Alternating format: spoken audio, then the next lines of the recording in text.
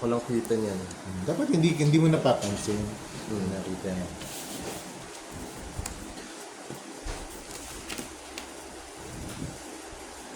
Okay. Make yourself comfortable, Mr. Rojas. This is a preliminary interview for the position of visual assistant. Okay. Ang dilim naman. Walang ilaw. Buksan mo yung background lighting. Patayo Pang, kaya? pang Hindi ano naman nga to, kailangan. nagdilim yung cellphone. Pero patayo, wag ano. Anong patayo? Portrait, para yung... Huwag na mami, okay na yan. Okay na po yan. I-adjust ko pa. Hindi naman stable to eh. Alright. Okay, take a seat. So, good afternoon. I'm Jeff. This is my co-officer, Evie. We will be conducting the preliminary interview for you today. Okay?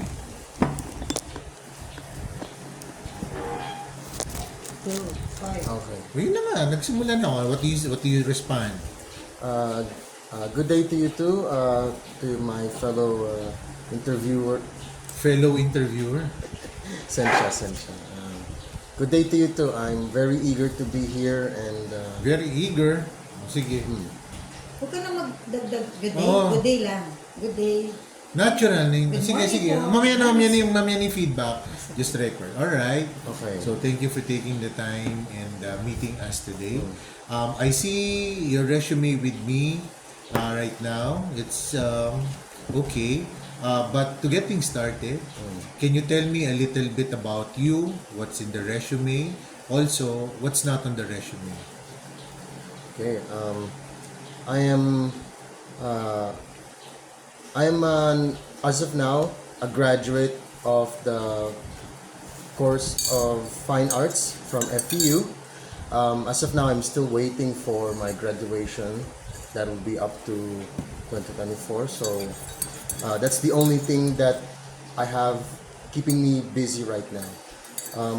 I am an art student whose skills are very well defined when it comes to traditional painting, sketching, and conceptualization. And I also write, cook, and edit videos as hobbies. I would say those are some of my core strengths, including English communication. Right. Okay. You basically jumped the gun. For starters, I wanted to find out what's your name. What do I call you? You can call me Ernesto. Okay, Ernesto. Okay, so you mentioned that your core strength is on painting, and you do some of the other stuff that you mentioned. You're still waiting to complete your graduation for this year. Yes. All right. Okay, so having said that, tell me a little bit more about your experience. You mentioned that your core strengths. Can you tell me more about that? What is your edge in terms of landing this particular position? In terms of applying for this position, or in terms of where I am in life right now? Could you clarify the question? No, I wanted to find out. You mentioned about your strengths. Yes. Right, so I wanted to find out, given the strengths that you mentioned, what gives you the edge to land or get this particular position compared to the other candidates? Okay. I would say, first of all, I have, on a technical basis, I believe I have the skills required to commit to the job and do them with the necessary technical skills required to perform. Second of all, I have, in my experience in school, experienced a lot of challenges and adaptation to requirements that force me to try new mediums aside from what I mentioned there, which is in traditional. The job position of being a visual assistant offers not only the skills and knowledge that the company requires me, an assistant, to have, but also the skills to be able to enact them well and the capacity to adjust to them. I believe I, as an artist, as a traditional painter, have an edge compared to everybody else when it comes to committing to getting the job done and adjusting to whatever is necessary to making it not only possible but in making it excellent as well. All right. Okay. You did mention that your experience in school made you think or made you make adjustments on things that you're not comfortable with. Yes. Tell me a little bit more about that. What would you say is your best accomplishment so far, or greatest accomplishment so far? Maybe in school, outside school. I would say two things as of now. First of all, on first of all, it would be my having completed my college thesis presentation. That I would say has been the biggest challenge and one of the most advanced and most demanding tasks I ever had to not only endure but in order to perform well throughout the last 2 years and of my entire college experience, because that was physically demanding, it was intellectually exhausting, and since in my case as a fine arts student compared to the other courses, we were required to do our thesis individually as opposed to in STEM they had exceptions to do group works, so the task was evenly divided amongst the members. In our case, since it was individual, we had to do all of the research, the labor, the processing, the analysis, and not to mention the presentation of all of that in our final product itself, our thesis artwork. And that was a whole different heavy task equal to my thesis. And I would gladly say that I had overcome and successfully succeeded in both those desired outcomes. You mentioned two again. Can you repeat that? The first one was completing your thesis presentation. Yes, I'm gonna The go. sec- the I'm gonna second get to one? the second one. The second one personally is adjusting. Adjusting. This is a personal reason. This is exploring self-analysis for myself in terms of figuring out, okay, what are my strengths and limitations when it comes to my life skills and in preparation for adulting, because I realized even after graduating, even after having completed my college years and upon investigating my skill set as an artist beyond traditional, what are other things that I could do. Self-analysis for me is confronting my problems, confronting the problem and tackling it head on. So I would say an achievement for me there is figuring out my limitations in things that I may be unaware of that are problems in life in general. And secondly, in tackling them and overcoming them. So I fully believe I could apply the same tenacity to problem solve when it comes to this work. All right, good, fair. That's a fair statement. All right. If you consider these two things your best accomplishment to date, something that you're proud of, something that you're willing to share with others. On the flip side, tell me, what would you consider is that something that you not necessarily failed on, but something that you think you could have done better in hindsight? One thing I could definitely have improved on is admittedly during in college years, I mainly focused on my primary mediums, which is traditional and industrial mediums. Now, going into the workplace and based on my experience, wherever I go, whether it be from a gallery perspective or from a telecommunications role, all of them require that the the people employing need to have tolerable to excellent digital editing skills. So that is something that I am still personally catching up with, because my digital skills I have not fully practiced them throughout my college years. So now that is something that I am catching up on, because I think had I done so during those times, I would be much better at them now.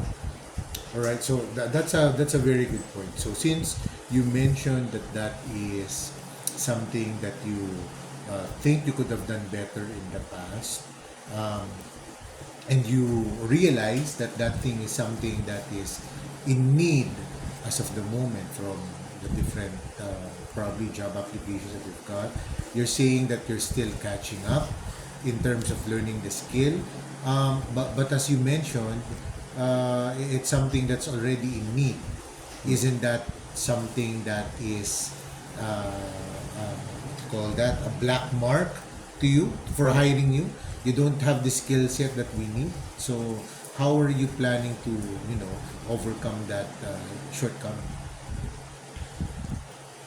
For now, having said all that, I plan to integrate in my life a, a set of to-do lists to achieve. First of all, setting my working space at home such that I am capable to practice those digital skills a number of times a day.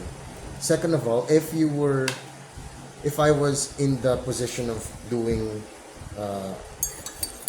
if I was in the position already, and the task was required for me to edit this, do this work, I'll do all I can to accommodate on that and ask ask for extraneous details from my bosses or from my superiors on how they want this to go. Because if I will be doing a job, I want to make sure, if I'm doing a job and I myself am unskilled at doing it, I want to make sure that the objective of the job for me is very clear first before I proceed. So I must communicate to my superiors in great detail about how they want the job to go, such that that is what I will focus on doing. I will investigate on how to do the job as opposed to me guessing what I think they want me to do. Hence, it could make the job, it could make the work I do,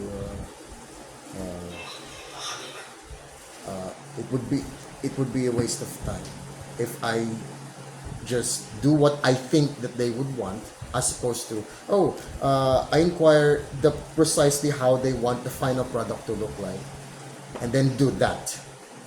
That is, I think, a good strategy in not only learning the skills as I'm doing it, but also in doing it accurately. All right, okay. So having said that, having mentioned that particular action plan to try and overcome your shortcomings or put it in your to-do list, tell me, what are your aspirations? What do you want to do? What do you I don't know, is this particularly aligned to your aspirations? What do you want to do in the next 3 years, 5 years? How do you see yourself? And in relation to this particular job, is this something that you are really interested in doing? Basically, yes. Since this is a position of being a visual assistant, this is the closest position I could attain in a gallery in terms of learning the ins and outs of the industry. Since I do hope in the next, presumably in the next 3 to 5 years, depending on how broadly I can expand my portfolio, to submit artworks in galleries as well. So logically, I figured being a gallery assistant would propel me into that line of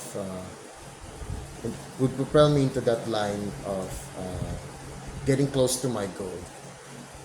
The other jobs available for my skill set and for my goals, such as if I were to be, if I were to still be an artist producing work for galleries, there's no other jobs out there that I've searched that are compatible with my skills, especially if those jobs are already heavily focused on digital industries uh, in in video editing, photo editing, and especially if those jobs are more focused on graphic design and advertising, which is not my desire nor is my primary skill set. Hence why I figured if I want to still be an artist who submits works in a gallery, then being a gallery assistant is the closest I could get. All right, okay. I've asked you about your strengths, your weaknesses, your plans, your best accomplishment. Tell me about um, your personal values.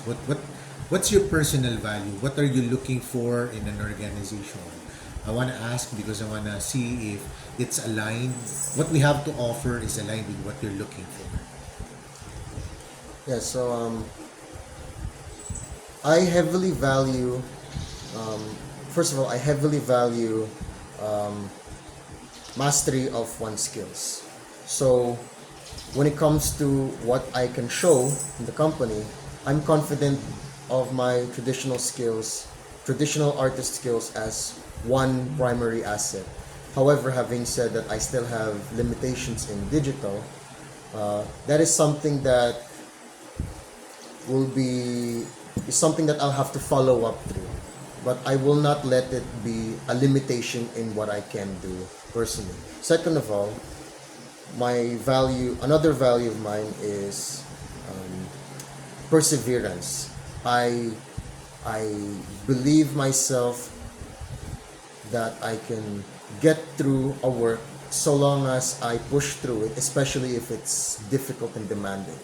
I do not give up on a task if it is extremely difficult. It it just means either I need to consult help if help is possible, or I need to take a break from it to step back and clear my head and then get back to it when I'm at a better position, emotionally and psychologically speaking. So perseverance is another core strength. Lastly, I would say communication. So when dealing with the creation of a product, whether it's an artwork or in managing something, if you're either part of a team or if you have to deal with other people, it is important to have clear and precise communication about what you can offer and what your task is supposed to be amongst the other players, or if you are amongst the other members, if you are part of the group. So it is important to me to have clear communication between everybody involved when part of a group, or in this case, part of an organization. All right, good, good. Before I go to the admin-related questions, do you have any questions for me or any clarifications whatsoever about the job, about the role, about the company, anything at all? None so far.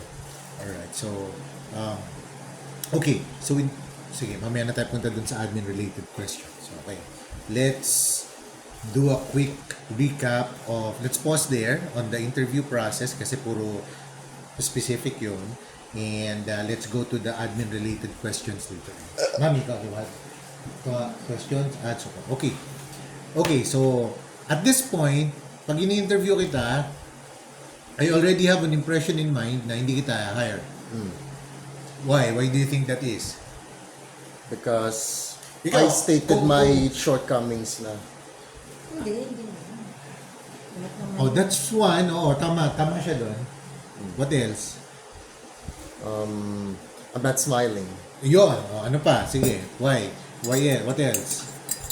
Ikaw ang nasa pwesto ko. You're putting yourself in my shoes. I'm giving you the quick feedback. At this point in the interview, I just want to get it over with. I'm not going to hire you. So yun sinabi mo yung mga shortcomings mo.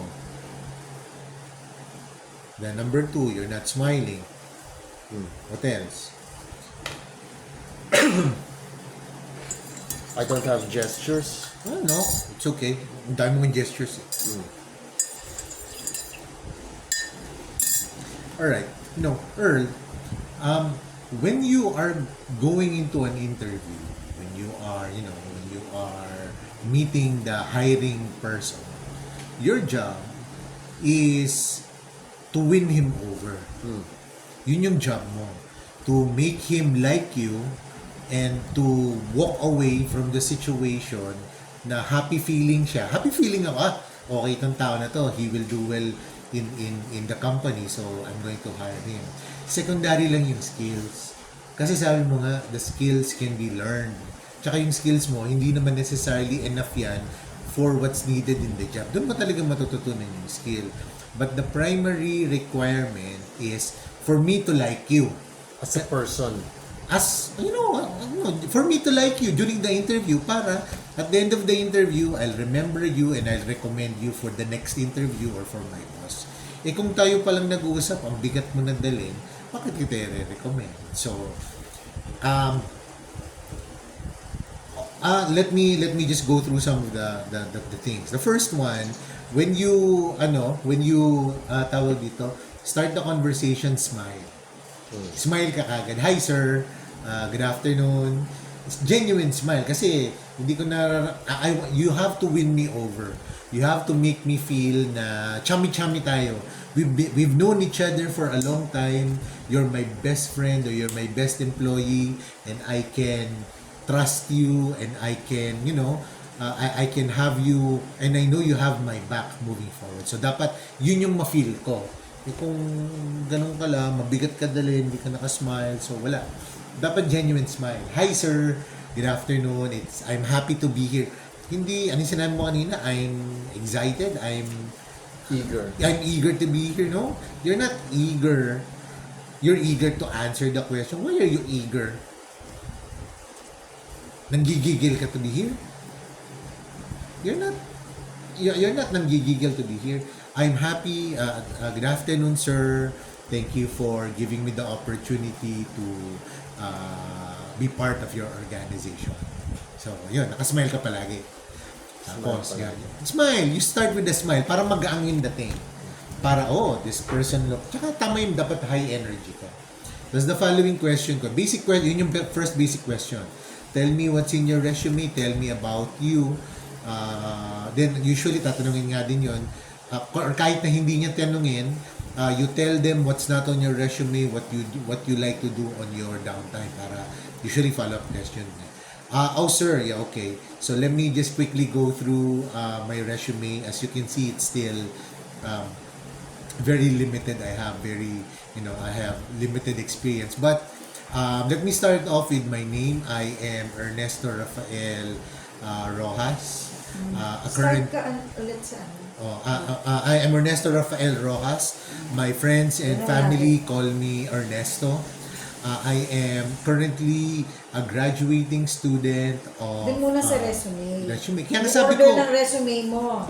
kung ano yung yung sa sabi ko, education. kaya nga sabi ko, tell me what's on your resume. Oh, doon ka So, mag-ano. yun yung una niyang titignan. Kaya nag-jump in ka na agad sa strengths and weaknesses eh. Wala pa yung background eh. Basic. Oh, Kumbaga basic. you start muna doon discussing the resume, your name, your nickname. Of course, I'm from May Kawayan, Bulacan. Wag mo na, sabi ko magsalita ka kanina, hindi ka nagsasalita. Ba't Hindi, ngayon? ina-add ko lang Pag sa'yo. patapos, pag-posin mo ako, hindi yung in the middle of what I'm saying.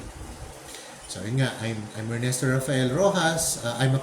My family and friends call me Ernesto. I'm currently a student of FEU, a graduating student of FEU taking Bachelor in Fine Arts. I am 22 years old and I currently reside at Mikawayan, Bulacan. I am through and through a Bulaqueño. Yung mga personal muna, I have one sibling and what else? Sabihin mo, I finished all my requirements in college and I'm just waiting for the graduation ceremony to commence this coming June. What else? Ayun pala, wag kang magsalita. Marami kang Dapat consider. Dapat nare-rehearse mo na sa isip mo kaya ako nga pinaparecord eh. Para alam mo na yung sasabihin mo in sequence. Nickname, family. During the weekends, I like to watch anime or I like to cook during my downtime. Alright. Okay. Tapos, kasi yung tinatanong lang naman niya, tell me about your resume. Tapos ang usual question doon, okay, tell me about your best accomplishment. Oh, okay. So, over my course, over the years, tapos sabi mo, I've identified two major milestones in my short career, if you can call it a career. I've identified or I've considered my completed thesis as one of my major accomplishments. It was a very challenging task because it required me to go out of my comfort zone and learn a lot of things that was beyond the scope of what the classroom had to tell. Yung sabihin mo gano'n. Focus. Makakalimutan ko. Huwag mo na i-compare na ako 6, kami individual, sila hindi. Hindi relevant Huwag yun. negative yun. Tama Hindi yun. importante yun. Basta proud ka na individual. Focus on that. Huwag ka na nag-compare ka pa ng Correct. ano ka pa. ng Remember, mas magaling. that's a bad note kasi Oo, you're negative trying to yun. lift yourself up Correct. by putting others down. Diba? Hindi, ano yun. Gets? You don't have to put others down. Negative comparison ba? Ini-state ko lang na fact na Hindi. magkaibang No, if you ano. want to state it as a fact, As a compare fact. mo sa sarili mo. Huwag mo compare sa others. Okay. Kasi ikaw, ino-overcome mo lang yun. Kasi Okay. sabihin mo sa kanya ganito. No, I considered it as a milestone because previously, we did work or we did projects that were group. Nice, bakit? Group. Senior high. Hindi na. Yeah, yung we did We did it. as a group. We did as contrast. We did activities that were in group. In that situation, I had other group members to rely on. So it was slightly easier, although the task was also demanding. However, in this scenario, it was just me. I had to rely on myself and I had to rely on my resourcefulness to be able to complete the project. That's why it was a very meaningful milestone for me. So, sabihin mo lang na gano'n. Tapos, yung isa, yung sinasabi mo, you can mention that, pero wala kasing relevance yun eh. So, work eh. Pero you can mention that na the other thing I can consider is a little bit personal. So, it was through a process of introspection and I was able to reflect on my strengths and my weaknesses and that has made me a better person today than what I was before. You don't necessarily have to jump into too much detail about your personal hardships. Basta sabihin mo lang yung point. The point is I did introspection and it was meaningful for me because I had to reflect on my strengths and my weaknesses. Okay. Now, yung isa pang hindi anong tawag dito? Things that tinanong kita ba? So if that's what you consider your strength, what you consider is your weakness, or something you could have changed in hindsight. Okay. So okay lang naman na sabihin mo yung sinabi mo na looking back, I realized that today digital skills in digital editing is a requirement. So, wag mo nang i-elaborate na hindi mo ginawa yun in the past, ganun. Hindi ko, kasi habang kinukwento mo yun kanina, tapos ang sabi mo pa, di ba? The other thing is I want to make sure that I capture the requirements, and I ask my boss and my colleagues what exactly do they want. Sa loob-loob ko, teka, magiging pabigat to. Kasi maraming tanong to. Marami kong gagawing effort para ma-bring up siya up to speed with what I want. Bakit ako kukuha ng tao na why would I get somebody na magiging pabigat lang sa akin? Tutulungan ko. Alam ko tutulungan kita, that's a given. Pero, hindi yun yung dapat mong sabihin. Ang dapat mong sabihin is, sige, yung sa question mo, my in hindsight, what could have done? Today I realized that every position requires skills, exceptional skills in digital editing. Had I known that before, I would have invested more time in my digital editing skills. But it is what it is, and today I have to increase my skills in doing digital work to be at par with the professional level. Huwag mong sasabihin na limited yung skills mo. Huwag mong sasabihin na, you have to rely on other people. No, ganun. Huwag mong sasabihin yun. Ang sabihin mo, I have to brush up on my skills to become on a professional level. Ibig sabihin may skill ka pero hindi ganun ka-professional On pa. a professional On a level. professional level. At the same time, I take it as a challenge. I take it as a challenge because I know it is something that I can invest my time and my effort more in the future, having experienced what I experienced before. I know that being resourceful and being the kind of guy who works out of the box, I can readily take on any challenge that will come my way. Focus on.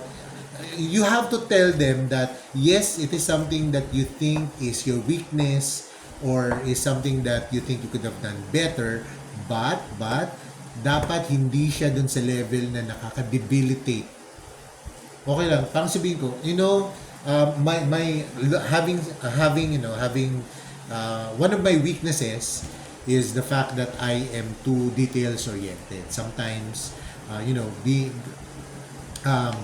knowing all the details of the work required and knowing all the activities required can sometimes be a hindrance because it delays progress or it delays the work. However, having said that, I have over the past learned to mitigate this drive for attention to detail to deliverables. I want to make sure that I am able to deliver the required requirements for the project such that it is something that I can be proud of.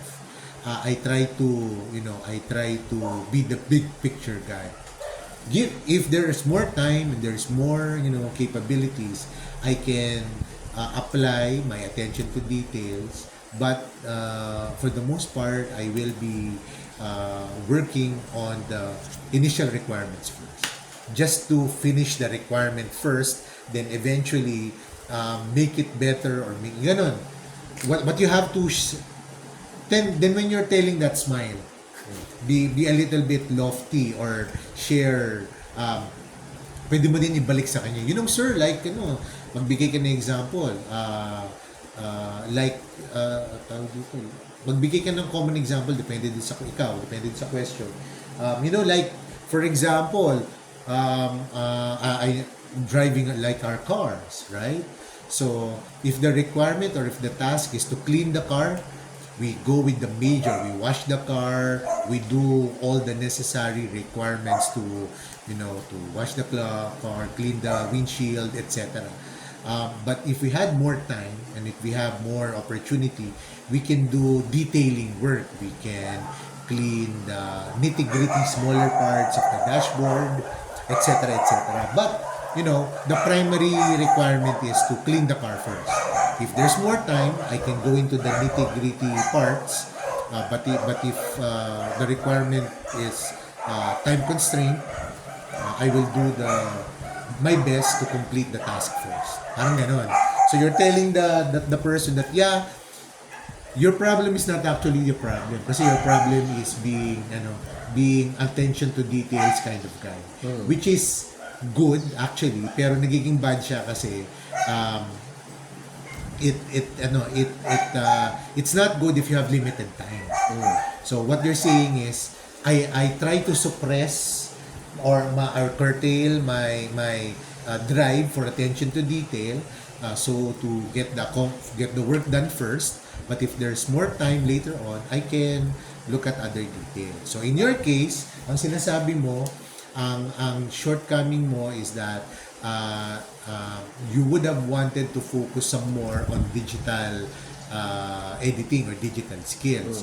However, having said that, pwede mo naman sabihin na currently I can still work on, or no, what not can still.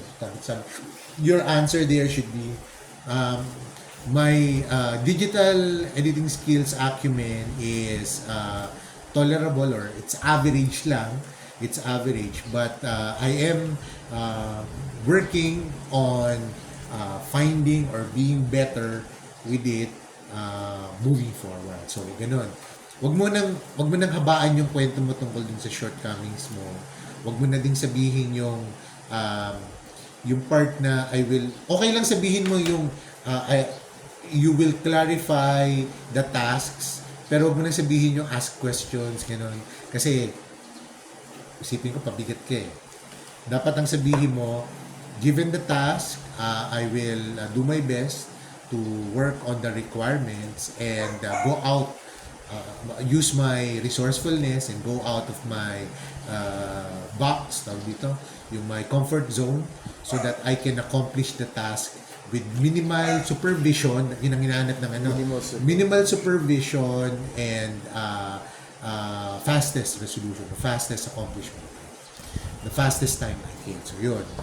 What else? Okay din yung identify mo yung to-do list, but again, minimize mo yung weaknesses mo. Kasi don't highlight your weaknesses. Minimize your weakness and try to flip it so that it's also your strength. Para hindi siya yung weakness na magpapahirap sa team. Okay. Yun yung magandang approach, no. Tapos tinanong kita, hindi ko narinig. So kasi sabi mo nga, daming weakness. What makes you fit for the position we have open? Are you aligned with that? And at the same time, what's your plans within the next 3-5 years? Maraming way to answer that. Pero ang usual na best way to answer that is that, huwag mo sabihin na hindi mo talaga gusto yung work na yun. Hindi talaga, gusto mo talaga maging digital. Hindi ganun. Sinabi mo pa, ano yun? Currently, there's no work out there that's aligned with, hindi ganun. Kung saan ka nag-a-apply, kahit na na-applyan mo, sabihin mo, it's the best place for you. Kasi ba't kita hire kung hindi pala yun yung gusto mo? Tapos kung hindi pala yun yung gusto mo, ha-hire kita, aalis ka lang. Ba't kita hire? So dapat ma-feel ko na yung open naming position is what you really want. Kaya nga sabi ko sa'yo, you have to impress me, you have to make me feel na chummy-chummy tayo para pag tapos ng interview natin, i-hire kita. Kung iniisip ko, bigat naman ito. Aalis pala to pag hinire ka after few. No, you tell them that, hi sir, I've been looking at several openings in the industry today, and your position caught my attention.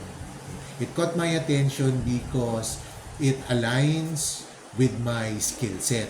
I know that I will be able to utilize my skills to contribute to your company's productivity.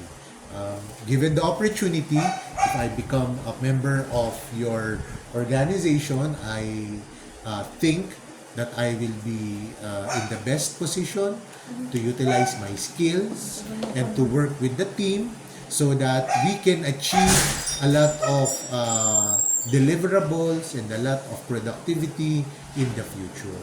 So, yun lang yung mention mo na you can contribute to the team, you can become a good member of the team, and you can, make the contributions that you have for the team. Dapat ang mindset mo doon is you work with the team, you contribute to the team, you are willing and able to do whatever you can so that you can help the team become better. Yun dapat yung mindset mo. Yun yung message na gusto mong come across. Oo. Tapos, of course, sir, pero positive ka. Sir, I am just starting my career. I am looking forward to one day being able to master the necessary skills in this profession, hone my skills, hone this profession, and share that with the company that shares my aspirations and my goals. In the future, I want to be in a company that I can grow and stay for a long period of time, eventually becoming a senior, a lead, and a manager. So that's how I envision myself moving forward. I hope, sisingit mo palagi yun, I hope that you can give me the opportunity to grow with my career in your organization. Sisingit mo yung mga ganong, mga sundot, tapos hingitian mo siya. Kasi, kumbaga, in a subtle manner, sinasabi mo, sorry, hire mo na ako. O, parang gano'n, di ba? O, gano'n yung sinasabi mo. Again, wag kang mabigat. Tapos parang, use opportunities to smile, use opportunities to share personal experiences, use opportunities to connect. Dapat may connection yung may connection kayo. So yung interview natin dalawa, there was never an instance that you addressed me or you addressed my concerns or gano'n. Or kasi ganito yun, maghahanap ka ng connection sa inyong dalawa. So you can start at the beginning. Art company to, visual company. So pwedeng yung course mo art related, pwedeng yung course nung nag-i-interview sa'yo art related. Pero kahit na hindi art related, parehas tayo ng college. So pwede mo sabihin, sir, my greatest what do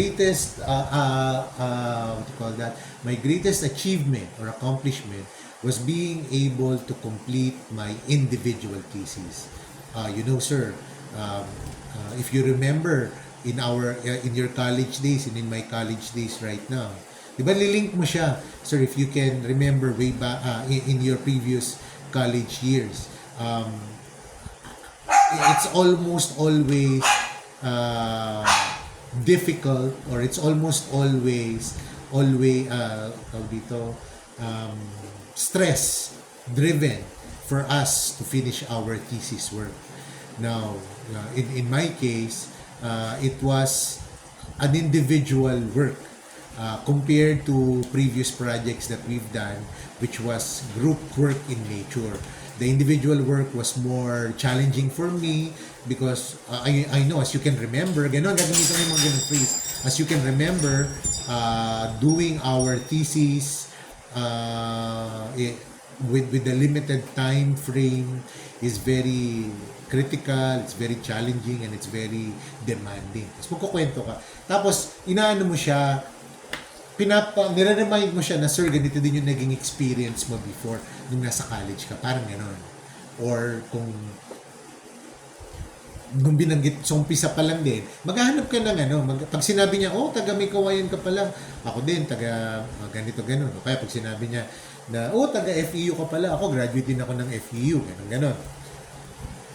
basta may binanggit siya, that's already a connection opportunity. Kasi pag may sinabi akong gano'n, yung interviewer, nakakahanap na ako ng commonality. Ako usually, pag may interview ako, oh, you're from Bulacan, I'm from Mikawayan. So, opportunity na yun ang ini-interview ko na isingit. Oh, sir, alam niyo naman, pag taga Bulacan tayo, may hirap ang traffic. Oh, yun, makaka-relate na ako doon. So, ibig sabihin, kumbaga nagbi-build ako ng rapport during the interview. So, yun yung mga kailangan mong things that you can look out for. You're giving out your answer, but at the same time, you're looking for opportunities to connect with me. I'm the interviewer. Remember, your purpose is to impress me para after ng interview, I feel na kilalang-kilala na kita at matagal na tayo magkakilala. Smile, during moments of casual banter, light banter, maging light ka, but during periods na kailangan mo magseryoso, dapat seryoso ka. Pero dapat nagsiswitch ka between serious and light, smile, dapat genuine smile kasi matatandaan nyo ng interviewer. Okay? What else? Okay, so personal values. Okay, yung mga personal values mo, mastery of skills, perseverance, communication. So, okay yun. Pero ang point ko doon, i-relate mo yun sa company values nila. Okay, so, pwede mong sabihin na, sir, my personal values is about mastery of skills. I think in all endeavors, we as professional artists or professional practitioners want a certain level of mastery. So I as well kumbaga dapat pag nag-explain ka, inclusive. Damay siya.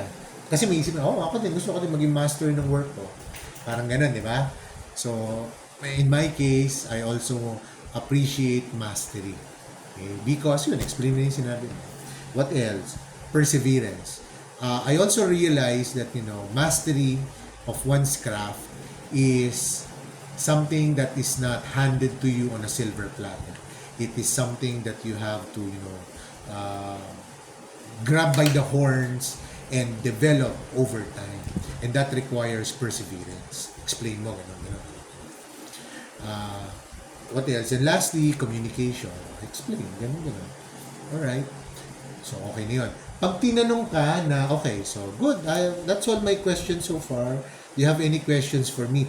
Wag na wag kang sasabi na, no, I don't have questions for you. Dapat may ready kang at least 2 questions. Ang mga possible questions mo is 1 related to the company, 2 related to the position. Kasi tinanong ka niya, di ba? Do you have any questions about the position, the job, the May company? mga ibang then applicants na Wala kang pakialam sa ibang applicants. or number Sa sarili of, mo lang. Hindi. Ang tanong mo ganito.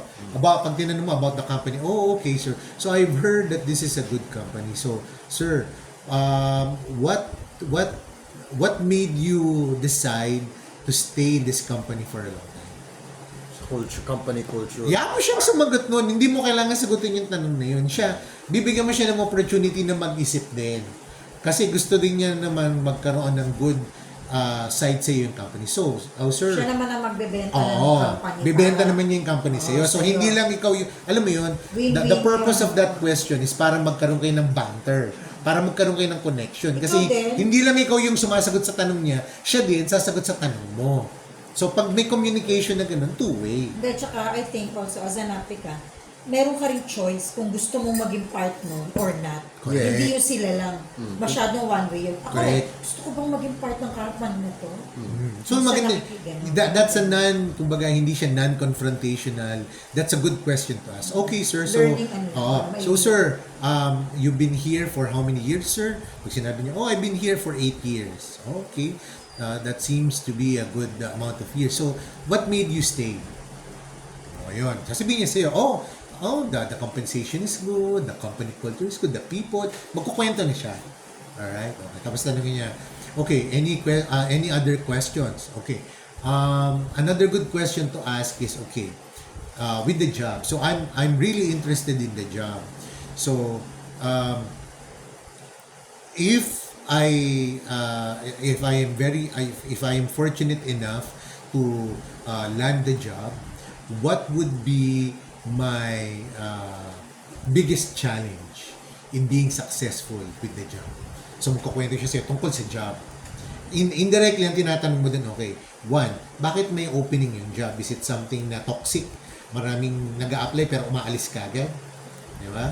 Or is it the case na nag-expand kayo? Or whatever. So, in that particular question, kumbaga, yung question mo is, if I'm fortunate enough to get this particular role, what would be my biggest challenge in becoming successful with the role or with the job? Kukwento niya na sa iyo ano yung mga requirements ng job, ano yung mga kailangan mong gawin. Well, you have to talk to customers, you have to, kukwento niya na rin sa iyo kung hectic yung time, schedule, mga ganun. Magkukwento na siya tungkol sa job. You're indirectly asking him about the job and magkukwento siya. So those are two good questions to ask to the interviewer. Anything else? Oh, I think I'm good for now, sir. Gets mo. Yun yung mga points na sad to say, gusto kong dapat alam mo na yan before pa you jump into the interview. Ang dami mong mga naging interview. I would assume if this is the way you handled your other interviews, yun lang yung feedback na mabibigay ko. Kaya nga sabi ko, Earl, sa umpisa pa lang, mag-prepare ka. Hindi ka naman nag-prepare sa mga interviews mo eh. So, pero that's okay. Okay lang. Okay lang. Kasi ano naman yan, learning experience yan sa'yo eh. Tsaka ibang mindsets na tong lahat ng sinasabi mo sa akin na hindi ko naman talaga na-consider na ganun naman dapat. You know? Earl, ang sinasabi ko nga sa'yo, meron kang HR na mami. Meron kang manager na daddy. Dapat tinatanong mo, Daddy, may tips ka ba kung paano ka nag-i-interview ng mga candidates? Mami, HR ka, ano yung hinahanap mo sa mga candidates? You have to experience naman all of that. So, instead of leveraging kung ano yung alam namin para, kumbaga, Kailangan first time, madaanan mo rin. maganda din naman na naranasan mo yan kasi may sense na yung sinasabi ko ngayon sa'yo. Naintindihan mo na. Kung sasabihin ko yan sa'yo dati, hindi mo magigit. Actually, nasasabi natin yun, pero hindi nga niya pa... Hindi pa relevant. Ngayon, naiintindihan mo na yung sinasabi ko kahit paano, di ba? Sana may value na yung gina-explain ko sa'yo. Kasi ako, I've done literally hundreds of interviews. Yan yung mga hinahanap ko sa candidates ko. Pag, alam mo yun, minsan kasi, Earl, lahat ng mga in-interview kong candidate, yan, if I have 12, na-screen na yun. Ibig sabihin, lahat yung mga yun may skills. So, paano ko pipili sa kanila kung sino ang hire ko, sino hindi ko hire? So, sino yung different? Sino yung may connection ako? Sino yung feel ko? Kasi pag feeling ko yung kausap ko, medyo shady, medyo, alam mo yun, parang hindi nagsasabi ng totoong X, negative ka. Kung kausap ko, bubbly, meron kaming connection, okay, good ka. Kasi yung skills mo, okay na eh. Good communication skills, okay na.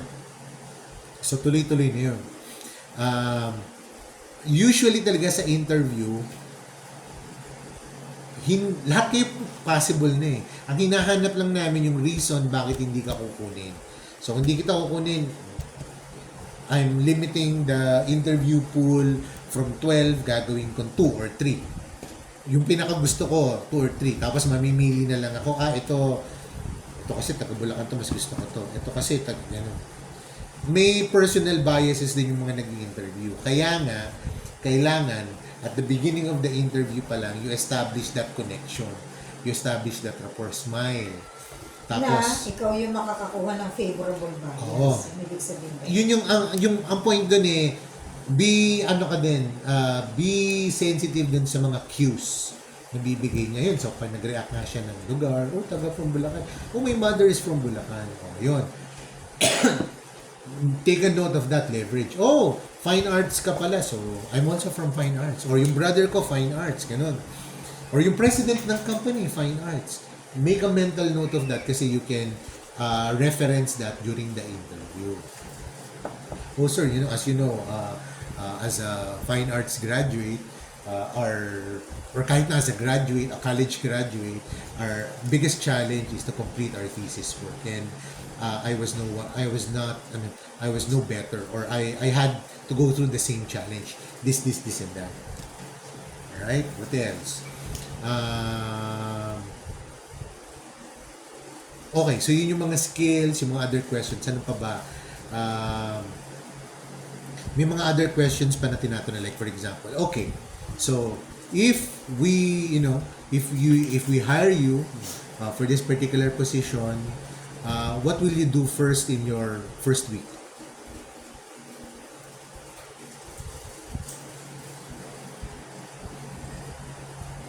Upon first week of hiring, Oh, na-hire na kita. What will you do in your first week? ano yun, first, I'll sort my things, clean my room in preparation for the ano. No. Yan yung palagi mong mali earlier. Your room, you mean yung bedroom? Are you referring to that? Yes, yung punto ko doon is readying for the ano na. Hindi Okay. kasali yun. So, ang dumi ng room mo?